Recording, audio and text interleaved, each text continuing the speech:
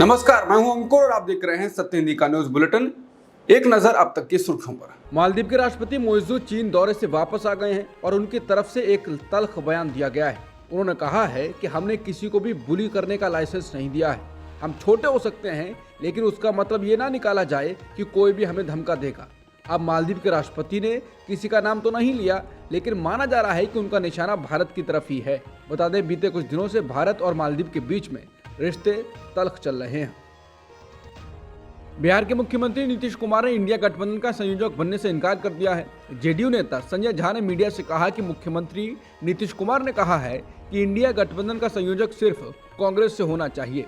India गठबंधन की शनिवार को ही बैठक के बाद एनसीपी प्रमुख शरद पवार ने पुणे में कहा, हर किसी का सुझाव था कि नीतीश कुमार को संयोजक की जिम्मेदारी लेनी चाहिए, लेकिन उनका मत था कि जो पहले से इस भूमिका में है उसे ही इस पद पर बने रहना चाहिए। उन्होंने कहा कि कुछ लोगों का सुझाव था कि गठबंधन का नेतृत्व मल्लिकार्जुन खड़गे को करना चाहिए और सभी सहमत थे। प्रधानमंत्री के चेहरे के बारे में उन्होंने कहा कि चुनाव बाद अगर बहुमत मिलता है तो हम देश के सामने बेहतर विकल्प देने की स्थिति में होंगे। नीतीश कुमार को लेकर बीजेपी नेताओं ने चुटकी ली है। बीजेपी के वरिष्ठ नेता और सांसद रविशंकर प्रसाद ने कहा, क्या उन्हें संयोजक बनाने का ऑफर सीरियस था क्या? अगर सीरियस था तो पहले क्यों नहीं दिया? अगर नॉन सीरियस था तो अभी क्यों दिया? कभी कभी मुझे हंसी आती है कि कैसा गठबंधन है कि वैकेंसी है ही नहीं, कौन जीतने वाला है इसकी गारंटी है नहीं, उठापटक संयोजक बनाने पर हो रही है। एक कहावत है कि बड़े बेआबरू होकर तेरे कूचे से निकले। बिहार बीजेपी के अध्यक्ष सम्राट चौधरी ने कहा कि बिहार के लोग उम्मीद कर रहे थे कि नीतीश कुमार को पीएम चेहरा घोषित किया जाएगा, लेकिन गठबंधन ने उनका नाम नहीं घोषित किया। इंडिया गठबंधन के लोग चाहते ही नहीं हैं। कांग्रेस ने ट्वीट कर बताया है कि आज आम आदमी पार्टी के प्रमुख अरविंद केजरीवाल से कांग्रेस अध्यक्ष मल्लिकार्जुन खड़गे और पूर्व अध्यक्ष राहुल गांधी की मुलाकात हुई। इस मौके पर कांग्रेस के संगठन महासचिव केसी वेणुगोपाल और आम आदमी पार्टी के सांसद राघव चड्ढा भी मौजूद रहे। बताया जा रहा है कि सीट शेयरिंग को लेकर यह बैठक हुई है। ये पहली बार है जब इंडिया गठबंधन की बैठकों से इतर अरविंद केजरीवाल, खड़गे और राहुल गांधी के बीच व्यक्तिगत रूप से कोई बैठक हो रही हो। मणिपुर से भारत जोड़ो न्याय यात्रा शुरू होने से एक दिन पहले कांग्रेस ने शनिवार को कहा, यह चुनावी नहीं बल्कि एक वैचारिक यात्रा है, और इस बात पर जोर दिया कि ये मोदी सरकार के 10 साल के अन्याय काल के खिलाफ निकाली जा रही है।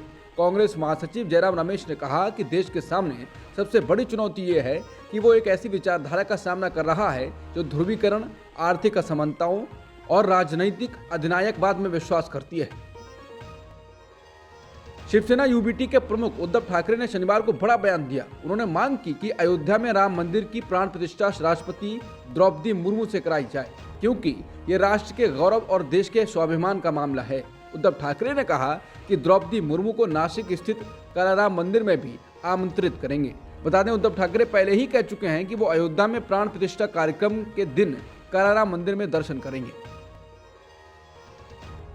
देश के सबसे स्वच्छ शहर कहे जाने वाले इंदौर के महापौर पुष्यमित्र भार्गव ने शहर के दुकान और मॉल संचालकों से अपील की है कि वो अपनी दुकानों और मॉल पर राम मंदिर की प्रतिकृति लगाएं।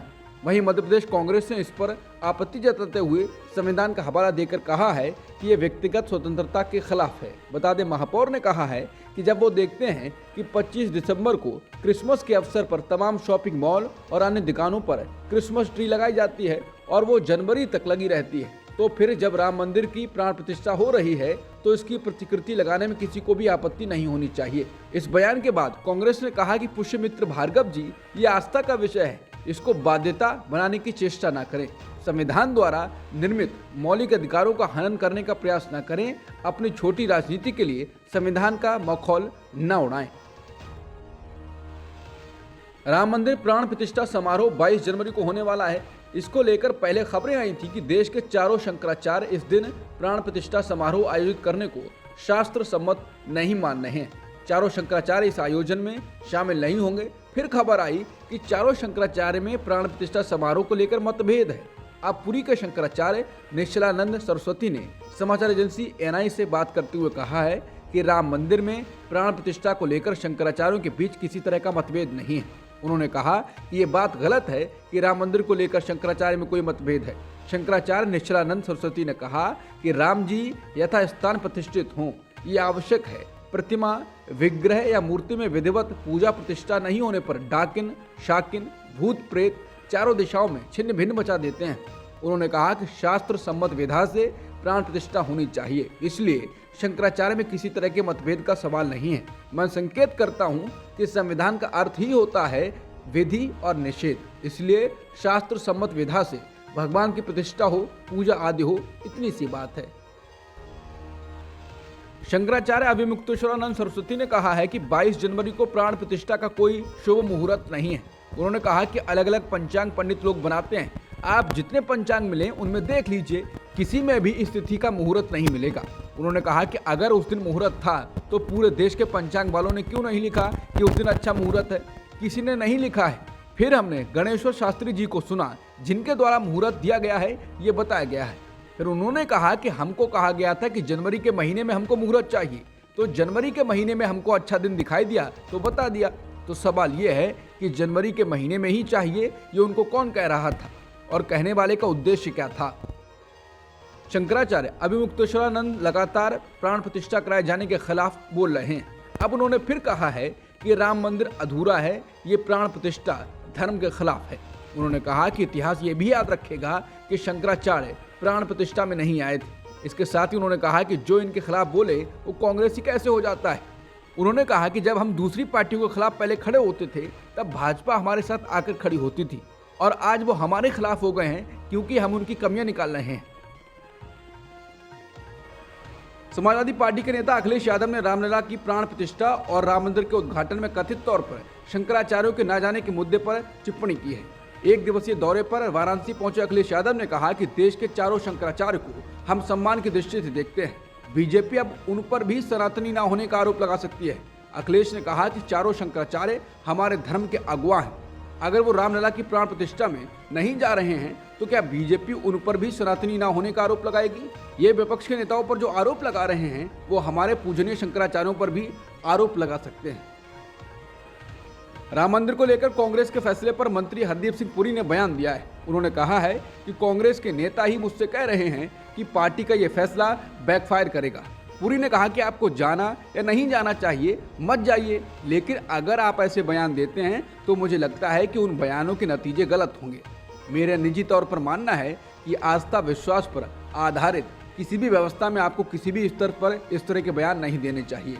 उन्होंने कहा कि इस मुद्दे पर कांग्रेस के भीतर ही मतभेद है, पार्टी बटी हुई है। 1990 में राम जन्मभूमि आंदोलन से जुड़े बीजेपी के वरिष्ठ नेता लालकृष्ण आडवाणी ने कहा है कि वो केवल रथ के सारथी रहे, लेकिन ये भाग्य का फैसला है कि एक दिन राम मंदिर हकीकत बन जाएगा। राष्ट्र धर्म पत्रिका के लिए लिखे लेख में लालकृष्ण आडवाणी ने 33 साल पहले की घटनाओं को याद किया और कहा कि वो राम मंदिर प्राण प्रतिष्ठा के लिए अयोध्या जाना चाहते हैं। उन्होंने ये भी कहा कि उन्हें खुशी है कि भगवान राम ने मंदिर की प्राण प्रतिष्ठा के लिए अपने समर्पित अनन्य भक्त पीएम मोदी को चुना है। उन्होंने रथ यात्रा में मौजूदा प्रधानमंत्री मोदी की भूमिका के बारे में भी लिखा कि मोदी उस वक्त अधिक चर्चित नहीं थे और वो यात्रा के समय उनके साथ थे।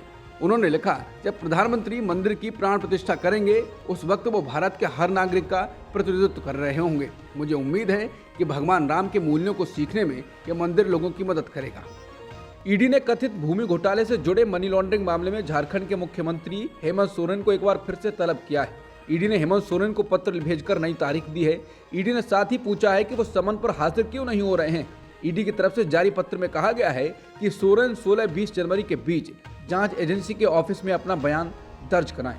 इससे पहले भी ईडी ने कथित भूमि घोटाले से जुड़े मनी लॉन्ड्रिंग के इस मामले में पूछताछ के लिए झारखंड के मुख्यमंत्री हेमंत सोरेन को तलब करते हुए उन्हें एक पत्र सहसमन जारी किया था। दिल्ली शराब नीति मामले में ईडी ने दिल्ली के मुख्यमंत्री अरविंद केजरीवाल को चौथी बार पूछताछ के लिए बुलाया है। उन्हें 18 जनवरी को जांच एजेंसी के सामने पेश होने के लिए कहा गया है। केजरीवाल को 3 जनवरी को भी ईडी ने पूछताछ के लिए बुलाया था, लेकिन केजरीवाल 3 जनवरी की पूछताछ में ये कहते हुए शामिल नहीं हुए कि ईडी का समन अवैध है और इसका एकमात्र उद्देश्य उन्हें गिरफ्तार करना है। उन्होंने 2 नवंबर और 21 दिसंबर को भी जांच एजेंसी के सामने पेश होने से इनकार कर दिया था। तब उन्होंने अलग वजह बताई थी। ईडी के द्वारा अरविंद केजरीवाल को चौथा समन भेजे जाने पर आपने बयान दिया है। पर्यावरण मंत्री गोपाल राय ने कहा है कि भाजपा दिल्ली के मुख्यमंत्री अरविंद केजरीवाल को लोकसभा चुनाव के लिए प्रचार करने से रोकने के लिए ईडी का दुरुपयोग कर रही है। उन्होंने केजरीवाल को ईडी के समन के समय पर सवाल उठाया और कहा यह 18 जनवरी से उनके गोवा दौरे से पहले आया है। उन्होंने कहा कि ईडी को भाजपा का राजनीतिक हथियार बनने से बचना चाहिए। राय ने यह भी आरोप लगाया कि समन की खबर केजरीवाल तक पहुंचने से पहले ही मीडिया में लीक हो गई थी। ये पूछे जाने पर कि क्या केजरीवाल इस बार ईडी के सामने पेश होंगे, राय ने कहा कि वो कानूनी सलाहकारों से परामर्श कर रहे हैं और उसके अनुसार कार्रवाई करेंगे। ईडी के समन के बाद बीजेपी ने केजरीवाल पर घोटाला करने और जांच से भागने का आरोप लगाया है। दिल्ली बीजेपी के प्रदेश अध्यक्ष वीरेंद्र सचदेवा ने कहा है कि अरविंद केजरीवाल ने आज जो प्रतिक्रिया दी है वो अफसोसजनक है। हर बार वो जांच से बाहर भागने का रास्ता ढूंढते हैं। अब जैसा ही चौथा समन आया है तो उन्होंने कहा है कि वो गोवा के दौरे पर हैं। मतलब आप राजनीतिक पर्यटन करेंगे लेकिन जांच से भागेंगे क्योंकि आपने चोरी की है। आपको जवाब देने से डर लगता है। आपने शराब नीति में घोटाला किया है। वीरेंद्र सचदेवा ने कहा, कब तक भागेंगे आप? हर बार बहाना बनाते हैं। आपने संविधान की शपथ ली है, कानून की शपथ ली है कि नियमों का पालन करूंगा। जांच एजेंसी आपको समन दे रही है। अगर आप ईमानदार हैं तो जाकर बात कीजिए, अपने साक्ष्य रखिए। आपको भी मालूम है कि आपने चोरी की है और जांच से बचना चाहते हैं, इसलिए गोवा का भ्रमण कर रहे हैं। ब्रिटेन के राजदूत जेन मैरियट ने कुछ दिन पहले पाक अधिकृत कश्मीर का दौरा किया था। उस दौरे के बाद से भारत नाराज है और अब विदेश मंत्रालय की तरफ से एक बयान भी दिया गया है। जोर देकर कहा गया है कि भारत के लिए उसकी संप्रभुता जरूरी है और उसका उल्लंघन बर्दाश्त नहीं किया जा सकता। एक जारी बयान में विदेश मंत्रालय ने कहा कि अगर किसी के द्वारा भी भारत की संप्रभुता और क्षेत्रीय अखंडता का उल्लंघन किया जाएगा तो उसे किसी भी कीमत पर स्वीकार नहीं किया जा सकता है। हमारी तरफ से भारत में स्थित ब्रिटिश उच्चायुक्त के समक्ष विरोध दर्ज करवाया गया है। वहीं इसी दौरे को लेकर मैरियट ने दो टूक कहा है कि 70% ब्रिटिश पाकिस्तानी मीरपुर से हैं। ऐसे में उनके हितों के लिए काम करना उनकी जिम्मेदारी है। रामदेव इस बार अपने एक विवादित बयान की वजह से सुर्खियों में हैं। हालांकि उन्होंने सफाई दे दी है। सोशल मीडिया पर एक वीडियो वायरल हो रहा है जिसमें बाबा रामदेव ये कहते हुए सुनाई दे रहे हैं कि ओबीसी वाले ऐसी तैसी कराएं, मैं ब्राह्मण हूं और चारों वेद मैंने पढ़े हैं। हालांकि इस बयान को लेकर बाबा रामदेव ने कहा कि उन्होंने ओबीसी शब्द का प्रयोग नहीं किया, उन्होंने ओवैसी कहा है। बाबा रामदेव ने कहा कि ओवैसी तो उल्टा दिमाग का आदमी है, उसके पूर्वजों की देशद्रोही सोच रही है। रामदेव ने कहा कि ओबीसी को लेकर मैंने कुछ नहीं कहा। बता दें, आस्था चैनल के कार्यक्रम में बाबा रामदेव ने खुद को अग्निहोत्री ब्राह्मण बताया और गोत्र ब्रह्म गोत्र बताया। बाबा रामदेव ने आगे कहा, ओबीसी वाले ऐसी तैसी कराएं, मैं ब्राह्मण हूँ, 4 वेद मैंने पढ़े हैं। जिसके बाद लोगों ने माफी मांगो बाबा रामदेव ट्विटर पर ट्रेंड कराया और जेल भेजने तक की बात कह दी। पिछले साल अगस्त में सोशल मीडिया पर एक वीडियो वायरल हुआ था। उत्तर प्रदेश के मुजफ्फरनगर के इस वीडियो में प्राइमरी स्कूल की एक टीचर छात्रों से एक सहपाठी मुस्लिम छात्र को थप्पड़ मारने का आदेश दे रही थी। इसके लिए उस महिला टीचर की खूब आलोचना हुई थी। पुलिस ने भी मामला गरमाने के बाद एक एफआईआर दर्ज करके मामले की जांच शुरू कर दी थी। लेकिन शुक्रवार को सुप्रीम कोर्ट ने इस मामले की जांच की दशा और दिशा को लेकर अपना असंतोष जताया। जस्टिस अभय एस ओका और जस्टिस उज्जवल भुयन ने सामाजिक कार्यकर्ता तुषार गांधी की एक जनहित याचिका की सुनवाई करते हुए कहा कि राज्य सरकार ने इस मामले में उस तरह से काम नहीं किया जिसकी उम्मीद की जाती है। तुषार गांधी ने इस मामले की उचित और समयबद्ध तरीके से जांच करने के आदेश देने की मांग अदालत से की थी।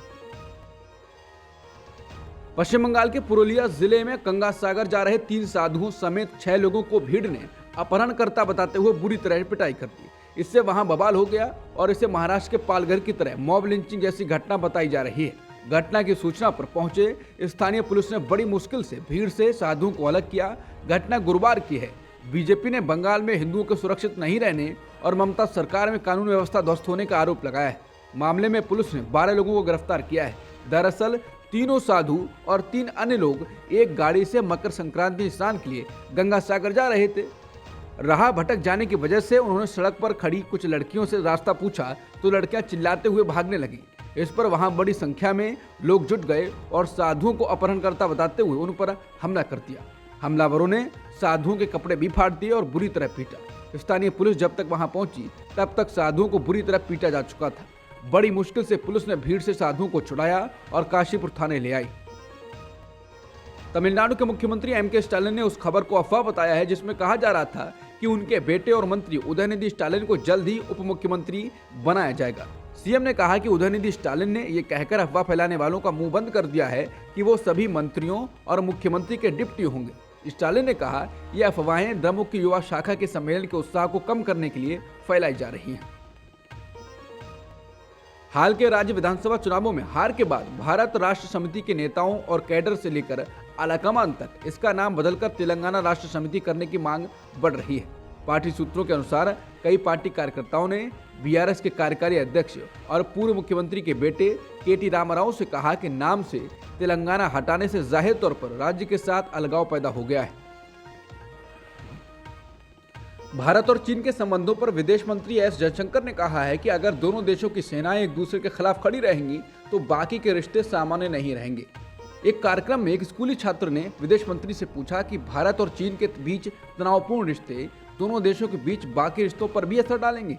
इस पर एस जयशंकर ने कहा, चीन के अपने समकक्ष से मैंने कहा कि जब तक सीमा पर कोई हल नहीं तलाशा जाता और सेनाओं एक दूसरे के सामने खड़ी रहेंगी, तनाव बना रहेगा और तब तक आप ये उम्मीद नहीं कर सकते कि बाकी के रिश्ते सामान्य तरीके से चलते रहेंगे। ताइवान के आम चुनाव में चीन विरोधी मानी जाने वाली सत्तारूढ़ पार्टी डीपीपी के उम्मीदवार विलियम लाई की जीत हुई है। लाई वर्तमान में ताइवान के उपराष्ट्रपति हैं और अब वो राष्ट्रपति पद की जिम्मेदारी संभालेंगे। जीतने के तुरंत बाद लाई ने कहा कि वो चीन की धमकियों और लगातार खतरे से वो ताइवान की रक्षा करने के लिए प्रतिबद्ध हैं और वो यथास्थिति बनाए रखेंगे। चुनाव से पहले चीन ने लाई के लिए वोट करने के खिलाफ मतदाताओं को चेतावनी दी थी। माना जा रहा है कि ताइवान के मतदाताओं ने चीन की चेतावनी और धमकियों को अनसुना कर दिया। अपने समर्थकों को संबोधित करते हुए विलियम लाई ने कहा कि ताइवानी जनता ने चुनाव प्रभावित करने की बाहरी शक्तियों की कोशिशों का सफलतापूर्वक मुकाबला किया और ताइवान ने लोकतंत्र के पक्ष में अपने पक्ष का चुनाव किया है। माना जा रहा है कि उनकी जीत चीन के चिढ़ पैदा करेगी। सेंट्रल लंदन में हजारों प्रदर्शनकारी फलस्तीनी लोगों के समर्थन में सड़कों पर उतरे। नए साल का यह सबसे बड़ा प्रदर्शन है। आयोजकों ने कहा कि आज पूरी दुनिया के 30 देशों में फलस्तीनी लोगों के समर्थन में प्रदर्शन आयोजित हो रहा है। प्रदर्शनकारी गजा में तुरंत पूर्ण संघर्ष विराम की मांग कर रहे थे और नारे लगा रहे थे, सीज फायर नाउ। अमेरिका ने यमन में हूती विद्रोहियों के ठिकानों पर शनिवार को भी हवाई हमले किए। अमेरिकी सेना ने बताया है कि शनिवार को स्थानीय समय अनुसार सुबह 3:45 पर यह हमले किए गए। सेना के अनुसार लाल सागर में मौजूद अमेरिकी नौसेना के युद्धक जहाज यूएसएस कार्नी से टोमाहॉक मिसाइलों से हमले किए गए। इससे पहले हूती विद्रोहियों के टीवी चैनल अल मसीरा ने आज तड़के बताया कि यमन की राजधानी सना पर हवाई हमले हुए हैं। अब तक की सुर्खियों में इतना ही। बाकी खबरों के लिए बने रहिए सत्यहिंदी.com के साथ।